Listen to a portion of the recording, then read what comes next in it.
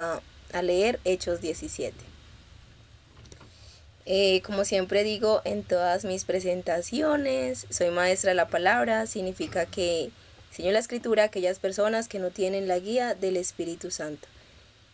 Bueno, esos son mis canales de TikTok, @Adasa Predicaciones, en YouTube, Adasa-G2J. Mi contacto de correo es adasa.predicaciones@gmail.com. Bueno, yo intento transmitir todos los días 2 videos, uno despuesito de las 6 y otro después de las 6 a.m. y el otro despuesito de las 10 p.m. Estoy leyendo por la mañana, estoy leyendo Hechos y por la noche Génesis. Bueno, entonces les pido que me acompañen a leer hoy el tema de hoy, que es Hechos 17.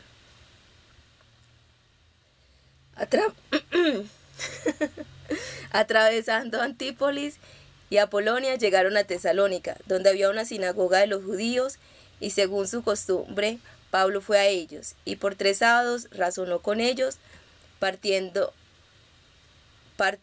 de las Escrituras, abriéndolas completamente, y presentando la evidencia que el Cristo debía padecer y resucitar de entre los muertos. Y decía: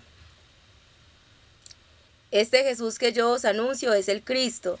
Y algunos de ellos fueron persuadidos y se unieron a Pablo y a Silas, un gran número de griegos reverentes y no pocas mujeres prominentes. Pero los judíos, llenos de envidia, tomando algunos varones malvados de la plaza pública, reunieron una turba, alborotaron la ciudad y, atacando la casa de Jasón, los buscaron al mundo. También se han presentado aquí y los ha recibido. Estos actúan contra decretos del César, diciendo que hay otro rey, Jesús. Y alborotaron al pueblo y a las autoridades de la ciudad, que oían estas cosas. Pero habiendo obtenido la fianza de parte de Jasón y de los demás, los soltaron. Enseguida los hermanos enviaron de noche hacia... Pero estos eran de mente más abierta que los que estaban en Tesalónica, y recibieron la palabra con buena disposición, examinando cada día las Escrituras para ver si estas cosas eran así. Por tanto, muchos de ellos creyeron, así como algunas prominentes mujeres griegas, y no pocos varones. Cuando los judíos de Tesalónica supieron que también en Berea era proclamada la palabra de Dios por Pablo, también vinieron acá alborotando y perturbando a las multitudes. Los hermanos entonces enviaron enseguida a Pablo para que fueran hasta el mar, en tanto que Silas y Timoteo permanecían allí. Los que acompañaban a Pablo lo condujeron hasta Atenas, y después de recibir orden para Silas y Timoteo de que fueran a él lo más pronto posible, partieron. Mientras Pablo los esperaba en Atenas, su espíritu estaba enardecido dentro de sí al observar que la ciudad estaba llena de ídolos. Así que discutía en la sinagoga con los judíos y los reverentes, y en la plaza cada día con los que acudían casualmente. Incluso algunos de los filósofos epicúreos y estoicos debatían con él, y algunos decían: ¿qué querrá decir este charlatán? Mire que, si hay un libro solamente así de contenido histórico, es la Biblia. Mira, aquí nos habla de Epicuro, un filósofo que realmente no sé de qué época es. Pero, si ven, la Biblia es un libro muy enriquecedor, incluso para estudiarlo solamente como ciencia, como historia. Pero ese no es el sentido, ¿cierto? Realmente el sentido es espiritual, pero que tiene historia, porque es un libro real, no es un libro inventado. O sea, tiene una historia, como cuando nosotros sabemos de qué estamos hablando, tenemos una historia, pero cuando alguien se está inventando su propia biografía, pues no sabe qué decir, porque no es su propia historia, no la cuenta naturalmente. La Biblia es natural, no tiene que inventar nada, no tiene que ajustarse a nada, simplemente es natural porque es la verdad. Y entonces aquí nos narran cosas que nosotros ahora podemos ver, podemos entender y podemos comprender historia por medio también de la escritura. Bueno, sigo leyendo. Voy a seguir desde el 18. Estoy en Hechos 17 y 18. Incluso algunos de los filósofos epicúreos y estoicos debatían con él, y algunos decían: ¿qué querrá decir este charlatán? Y otros: parece ser predicador de dioses extraños, porque les anunciaba la buena noticia de Jesús y la resurrección. Y tomándolo pues lo condujeron al Areópago y le preguntaron: ¿podemos saber qué es esta nueva doctrina proclamada por ti? Porque traes a nuestros oídos algunas cosas que sorprenden. Queremos pues saber qué significa esto, pues todos los atenienses y los extranjeros residentes en ninguna otra cosa pasaban el tiempo, sino en decir o en oír novedades. Pablo entonces, puesto de pie en medio del Areópago, dijo: varones atenienses, en todas las cosas os observo como muy religiosos, porque pasando viendo de cerca vuestros santuarios, hallé también un altar en el cual estaba inscrito: a un Dios desconocido. El que adoráis, pues, a pesar de no conocerlo, a ese os anuncio: el Dios que hizo el mundo y todo lo que hay en él, siendo Señor de cielo y tierra, no habita en templos hechos por manos, ni es servido por manos humanas, ni tiene necesidad de cosa alguna, pues Él da a todos vida y aliento, y todas las cosas, y de uno hizo todo linaje de hombres, para que habiten sobre toda la faz de la tierra, habiendo determinado periodos de tiempo señalados, y los límites de su habitación, para que busquen a Dios, por si tal vez, palpando, se topen con Él, y lo hallen, aunque no está lejos de cada uno de nosotros, porque en Él vivimos, nos movemos y existimos, como incluso algunos de vuestros poetas han dicho. Porque linaje suyo somos también. Siendo pues linaje de Dios, no debemos suponer que la divinidad es semejante a oro o plata, piedra, escultura de arte y de imaginación de hombres. Pues bien, Dios, pasando por alto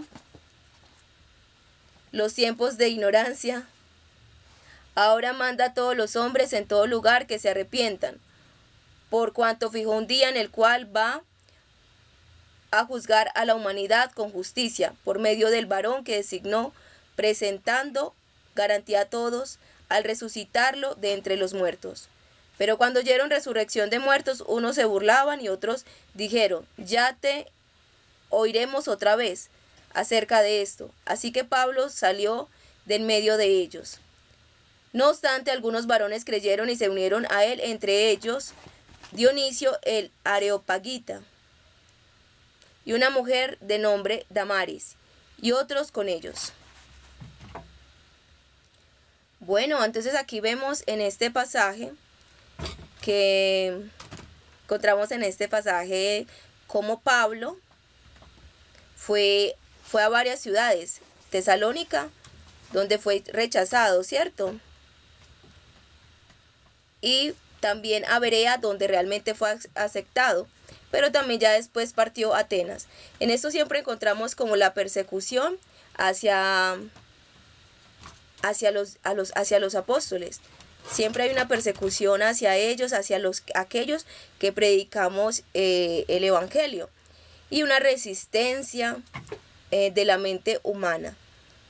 Pero encontramos también personas como los de Berea, que tenían una mente realmente abierta para ver qué es lo que le están diciendo, si es verdad, no es verdad, revisando las escrituras. Y estos de Berea, de mente abierta, eran judíos, ¿cierto? Porque ellos conocían la escritura.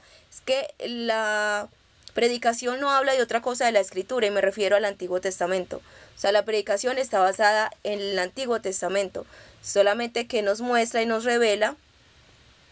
Los apóstoles vienen a hablarnos, siempre se habla del Antiguo, pero nos hablan de forma general cómo ese Antiguo Testamento nos lo alumbran, ¿cierto? Porque el Antiguo Testamento estaba oculto, como bajo una cortina. Es como cuando Cristo, como el lugar santo. El lugar santo estaba cubierto por una cortina, pero cuando Cristo murió, la cortina se partió, o sea, había acceso a ese lugar santo. Eso es lo mismo. Ahora hay acceso realmente a la Escritura por medio del Espíritu Santo, y de eso es que habla el Nuevo Testamento, ¿cierto? Entonces ellos empezaron a hablarles y mostrarles por medio de la Escritura, que en este caso es el Antiguo Testamento. Siempre los apóstoles hablaron del Antiguo Testamento, no hablaron nada del Nuevo. No estoy diciendo que el Nuevo no valga, el Nuevo es superior porque nos lo muestran. Es como si tuviéramos aquí a los apóstoles hablándonos del Antiguo, revelándonos el Antiguo Testamento. Entonces, los de Berea, contrario a los de Tesalónica, abrieron sus mentes y vieron que sí era verdad lo que le estaban diciendo, que realmente la Escritura hablaba de Cristo, que realmente la Escritura decía que Cristo había de padecer, había de morir por nuestros pecados. Entonces, es eso, a veces decimos las cosas, no queremos oír, pero no queremos ver la realidad, ¿cierto? Cuando nos negamos, somos de mente cerrada, cuando no queremos ver más allá. A veces necesitamos abrir nuestra mente para poder ver la verdad. Porque si nosotros decimos lo que yo ya sé, esa es la verdad y no hay más, ¿cierto? No hay más que aprender, no hay más que saber, ya lo sé todo, pues entonces en ese caso seríamos necios. Cualquier persona que piense así ya es un necio. Porque lo único que puede decir, ya lo sé todo, es Dios, ¿cierto? Y nosotros no somos Dios, tenemos muchas falencias. Si yo lo supiera todo, no me enfermaría, tendría vida eterna, nunca estaría triste, pues podría hacer todo lo que quisiera hacer, ¿cierto? Y podría cambiar este mundo, no habría hambre, sería Dios, ¿cierto? Dios sí puede hacerlo, ¿cierto? Con esas personas, con aquellas personas que de este mundo lo acepten a Él y vivan para Él. Él no se va a llevar a ese mundo, a esa nueva tierra, a ese nuevo cielo que Él va a construir, a gente malvada que otra vez vuelvan a dañar esa tierra, porque eso fue lo que pasó. Que hay gente malvada, nosotros tenemos maldad en el corazón. Dios nos está purificando para que cuando lleguemos a ese cielo y esa tierra nueva, no tengamos ninguna maldad. ¿Y cómo Él lo garantiza? Haciéndonos iguales a su Hijo Jesucristo. Esa es la garantía. Ayer yo leí una parte de Génesis 22 en la que decía que Isaac fue sacrificado por causa de el acto de traición. Y yo estaba pensando, acto de traición es el único pasaje, en la única Biblia textual, cuarta edición, es en lo único que he encontrado que en Génesis 22 diga eso, un acto de traición. Pero me puse a analizar y pensé, acto de traición de Isaac, de Abraham a Isaac, y no es ese acto de traición, porque nunca Isaac en la escritura manifiesta que se hubiese sentido traicionado por su padre. Jamás demuestra que le tuvo rencor al padre por eso. Lo que dice la escritura es que el Dios de Isaac es el temor de Isaac. Así lo reconoció Isaac, el temor de Isaac. Dios adquirió un nuevo nombre. Con ese sacrificio que iban a hacer, tuvo un nuevo nombre, el temor de Isaac. O sea, con ese sacrificio, lo que quedó después de ese sacrificio que Abraham iba a hacer, sacrificar a su hijo, lo que quedó fue un hijo con temor, con respeto hacia Dios, no con rencor a su padre, ¿cierto? Ni con miedo a su padre, porque fue el padre, él siguió en la casa de su padre, y fue su padre al que a los 40 años le trajo su esposa. No hizo Isaac, era un príncipe, y David y Abraham le traía todo, o sea, Abraham fue el que le dispuso su esposa. Ok, y entonces este acto de traición, ahora yo analizándolo esta noche y levantándome ahorita, el acto de traición, el único acto de traición que hay en la escritura, pues es Judas, ¿cierto? Pero ¿quién se entró en Judas? Pues Satanás. Entonces realmente el verdadero traidor de la escritura es Satanás, no hay otro traidor. Los humanos no somos traidores. O sea, el sacrificio de Cristo fue por causa de la traición de Lucifer, ¿cierto? Del lucero de la mañana, del querubín protector. Ese fue el acto de traición, y por ese acto de traición fue que Cristo tuvo que morir en una cruz para purificar toda esta tierra. Porque cuando Satanás traicionó al Señor, pues también vino y contaminó la raza humana. Entonces nosotros no somos los traidores, nosotros fuimos engañados, pero de nosotros no nació el pecado. Por eso el Señor murió por nosotros. El verdadero traidor, ¿quién es? Es Satanás. Y está representado también en Judas, cómo lo vendió. Y eso fue lo mismo que hizo Satanás con Dios. Porque dice la escritura que la tercera parte de los ángeles se fueron con Satanás. O sea que el dragón arrastró la tercera parte de las estrellas y esos son los ángeles. Entonces ese fue el acto de traición.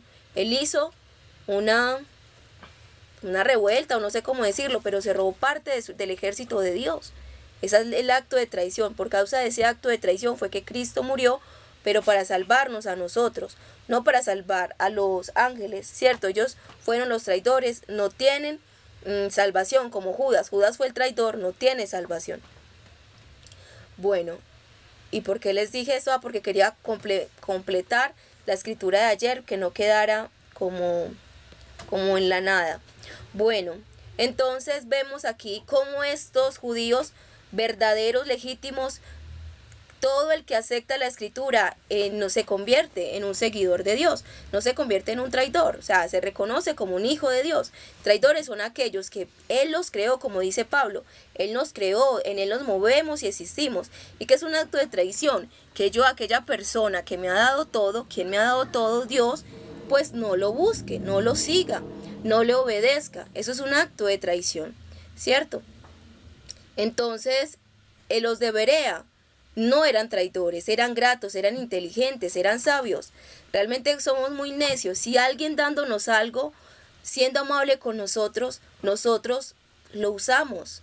Nosotros no valoramos. Eso es mal. O sea, eso es mal. Eso es ser ingratos, eso es ser traidores. Nosotros, las personas que están con nosotros, que nos aprecian, que nos valoran, son las personas que más debemos valorar, las que más debemos apreciar, las que no debemos traicionar. Es lo que nosotros debemos hacer, ¿cierto? Bueno, entonces los de Berea eran diferentes a los de Tesalónica, porque los de Tesalónica eran pues traidores antes y fueron hasta Berea también a seguir molestando, a seguir incomodando, pero aún así el evangelio era expandido, aún así la gente seguía creyendo en Dios, unos no, pero otros sí. Entonces, de eso es que se trata la escritura. O sea, de eso se trata nuestra relación con Dios. ¿De qué lado estamos? ¿Del lado de Judas, el traidor, y Satanás? ¿O estamos del lado de Dios y los hijos de Dios? Somos hijos de Dios. Es como ser el acto de traición, es como usted están persiguiendo a su madre o a su padre y usted está ahí atacándolo. Eso es un acto de traición. Recordemos, Él fue el que nos creó. No hay nadie en esta tierra que le haya dado a usted y a mí más de lo que Él nos ha dado. Nos dio el cuerpo, nos dio la vida, nos dio la respiración y muchas veces somos ingratos y decimos, no, pero ¿por qué me dio esto? No valoramos lo que tenemos solamente hasta que lo perdemos. La gente dice, no, mi cuerpo no es bonito, vaya pierda un dedo, solamente pierda el pulgar y verá qué tan importante era. Lo que pasa es que no lo valoramos. Pierda un ojo, solamente tenga una cicatriz en la cara y verá que su cara era linda, ¿cierto? O sea, imagínese algo quitado de usted y vas a ver que usted sí es perfecto, ¿cierto? Pasa es que lo que tenemos no lo valoramos y estamos mirando hacia afuera lo que no tenemos, como Adán y Eva. Tenían todos los frutos para comer, todos, pero solamente había uno que no, y ese era el que ellos realmente querían. Pero lo querían, ¿por qué? Porque no lo podían tener, no porque fuera necesario, no porque fuera el mejor fruto, no porque supiera mejor, ¿cierto? Entonces nosotros no podemos ser traidores, porque nunca, nunca, mis amados, va a haber suficiente para el alma ingrata. Para el alma ingrata nunca va a ser suficiente, siempre va a querer más, siempre nadie va a ser suficiente, nadie le va a alcanzar. Entonces, ¿nosotros qué tenemos que hacer? Pues ser gratos con el Señor y alejarnos de las personas ingratas, porque nunca vamos a ser suficientes para ellos, nunca les vamos a alcanzar. Y si nos amamos a nosotros mismos, tenemos que alejarnos de aquel tipo de personas que son ingratas. ¿Qué hacía Pablo y qué hacía Silas y qué hacían los apóstoles? Ellos les predicaban a los que querían, los que no, ellos simplemente salían huyendo de ellos. Bueno, y entonces aquí en este pasaje, Pablo les habla a los de Atenas y les dice, mire, en Dios quiere que nos volvamos a Él. Dios que nos ha dado todo, Dios que ha sido bueno, Dios que ha sido misericordioso porque Él nos ha dado toda esta tierra, todo lo que tenemos es por Él. Pues Él también quiere que nosotros regresemos a Él. Y como quiere que regresemos a Él, por eso nos dio a su Hijo Jesucristo, porque Jesucristo es el Rey, Jesucristo es el que gobierna, Jesucristo es el que va a juzgar vivos y muertos. Entonces, reunámonos a Cristo, unámonos a Cristo, por medio de Él obtendremos la salvación. Era lo que Pablo les estaba diciendo porque ese es el Evangelio. El Evangelio es una persona, es Jesucristo. El Evangelio no es una iglesia. No es que los testigos de Jehová, que los evangélicos, que los católicos, que la iglesia de los santos de los últimos días, que el budismo, no es ninguna iglesia. El evangelio es una persona y es Jesús, el Hijo de Dios. Porque muchos dicen que Jesús es el Padre y están errados. ¿Dónde dice la Escritura que Jesús es el Padre? Jesús dice el Hijo de Dios, en el que crean el Hijo de Dios será salvo. ¿Cierto? Es Jesucristo el Hijo de Dios. No podemos negarlo, no podemos a salvarnos. Entonces aquellos que tienen o tenemos la mente abierta para recibir la verdad, para no negarnos, para no decir así no es, porque no hay nada más triste y más destructor que a ti te traigan una medicina y que tú digas, no, así no es. Pero sabes que tu vida está destruida, pero sabes que estás mal como estás con la mente que tienes. Y aún así sigues diciendo, pues es que los otros también pasan eso. Mis amados, si los otros se tiran por un barranco, se tiran por un abismo, usted no se tiene que tirar por ese abismo. O sea, usted tiene que hacer la diferencia, yo tengo que hacer la diferencia. Y esa diferencia siempre la hacemos en Cristo, cuando seguimos la verdad. Tenemos que tener la mente abierta para mirar todos esos patrones, todos esos pensamientos que son falsos, que nos engañan. Y esos pensamientos que son falsos y nos engañan son pensamientos traidores a nosotros mismos, pensamientos que nos dañan a nosotros mismos. Tenemos que tener pensamientos amigos de nosotros mismos, que nos ayuden a avanzar, que nos ayuden a crecer. Y el pensamiento fundamental que nos ayuda a avanzar porque nos lleva a la eternidad es creer en Jesús. De ahí parte todo. Esa es la luz principal, porque ¿de qué me sirve yo ganar esta tierra, estar bien en esta tierra, pero cuando me muera tener una eternidad en el lago de fuego, en sufrimiento, en dolor? No me sirve de nada. Todo esto aquí se hubiese olvidado y no me sirve de nada. Entonces, poniendo la luz principal que es Cristo Jesús, ya puedo prender como en el día a día. Dios prende la luz principal que es el sol. Y ya en la noche yo prendo la luz de mi casa, ¿cierto? O pongo luces en algún lugar donde no llegue el sol, pero tenemos la luz principal para salir a la calle, que es el sol que Dios nos ha dado. Asimismo, mis amados, nosotros tenemos que prender ese sol en nuestra vida que es Jesús y prender cada lucecita de pensamiento, de buen pensamiento, no pensamientos traidores, no pensamientos que nos destruyan, sino pensamientos que nos lleven a crecer. Tenemos que tener la mente abierta, pero no a la maldad, porque hay gente que dice tengo mente abierta y cada persona, este pensamiento de mente abierta se usa para, ¿cómo es la palabra? Para todo lo lujurioso, para todo lo depravado, más o menos, mente abierta para todo lo inmoral. Y no es ese tipo de mente abierta, es mente abierta para ver la verdad. Esa es la verdadera mente abierta. Mente abierta es luz, no oscuridad. Y todo eso de mente abierta para lo inmoral trae tiniebla a nuestra vida. Usted nunca va a ver a una persona que se acuesta con miles feliz. Usted no va a ver eso. Usted no va a ver una persona que es actriz de pornografía feliz. No la va a ver. Así ponga su cara linda, no la va a ver porque el ser humano no está diseñado para que su cuerpo sea usado de esa manera. Nosotros estamos diseñados para que este cuerpo sea el verdadero templo de Dios. Por eso decía Pablo, Él no habita en templos hechos de hombres. Este es el lugar donde Él quiere habitar, este cuerpo. Entonces, por eso, como este cuerpo es para que habite Dios, por eso cuando hacemos todo lo contrario, cuando habita el pecado, cuando habita la inmoralidad, cuando habita todo lo que no es Dios, es que estamos mal, es que estamos enfermos, es que estamos tristes. Debemos cambiar, debemos renovar nuestra forma de pensar, tener pensamientos gratos, pensamientos buenos y pensamientos no traidores hacia nosotros, no pensamientos que nos destruyan, de creernos insuficientes, de creernos feos, de creernos poco inteligentes, de creernos cosas que no son. Porque, como lo dijo Pablo, somos la imagen en este pasaje, somos la imagen de Dios, somos cual Dios, somos, no encuentro la palabra que usó Pablo, pero es esto, que venimos de Él y como venimos de Él, somos de alguna manera iguales a Él, ¿cierto? Tenemos grandeza en nosotros. Entonces, todo eso que viene a nosotros a decirnos que no, eso no es verdad, eso es falso. Tenemos que cambiar esa mentalidad. Tenemos que empezar a vernos como Dios nos ve. ¿Y cómo nos vio Dios?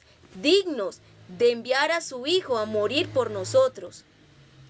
Nosotros valemos tanto como la sangre de Cristo, porque ese fue el precio que pagaron por nuestro rescate. Entonces somos muy valiosos. Todo lo otro que viene a decirnos, no vales, es mentira. Es mentira, valemos y no valemos porque tengamos carro, casa, no, valemos por lo que ya les dije, Cristo murió por nosotros y eso hace que realmente nosotros valgamos muchísimo más. Bueno, mis amados, yo les agradezco por haberme acompañado. Ese es el tema de hoy. Los invito para que se conecte conmigo a las 10 de la noche para que tengamos el tema de Génesis. Que Dios los bendiga a ustedes y a todos sus familiares. Bueno, para terminar, también quiero volverles a mostrar. Estos son mis canales de TikTok, @daza.predicaciones, en YouTube, @daza_G2J, y mi contacto de correo es dazapredicaciones@gmail.com. Aquí me pueden contactar si requieren algún tipo de oración, si quieres que les predique, si quieren algún consejo o tienen alguna sugerencia para mí. Gracias realmente por haberme acompañado. Que Dios me los bendiga grandemente a ustedes y a toda su familia.